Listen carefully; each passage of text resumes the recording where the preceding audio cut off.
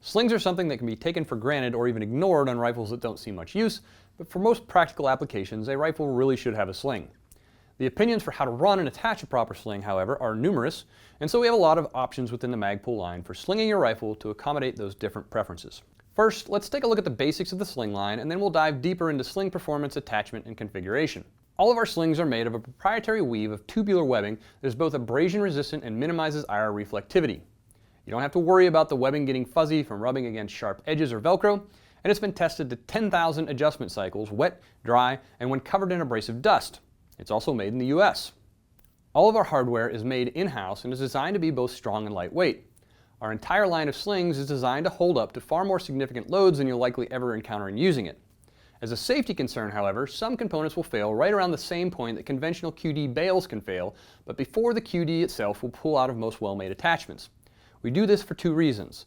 First, so you don't get drugged behind a vehicle or hung up on an exit ramp if your sling catches and the bale holds, or you've directly looped into the rifle without an attachment.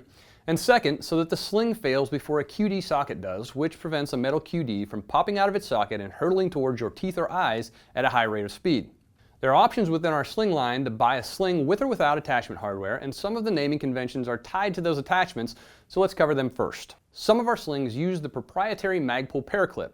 This is a high-strength spring clip with a locking feature that, once attached, you never have to worry about your sling coming off when you don't want it to. Paraclips are as strong as conventional QDs in pull-out tests, and they're used with loop-style hardware on the rifle.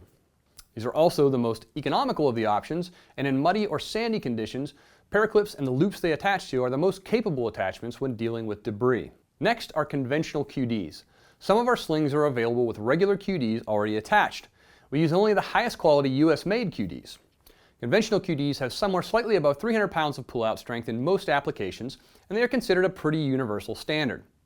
The final attachment is our own QDM.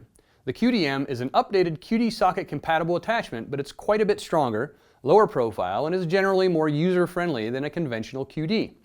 QDMs generally hold out to over 500 pounds of force in pull-out tests. Instead of a central button, the QDM uses two side tabs that work in both pushing and pulling to release, but both must be activated together.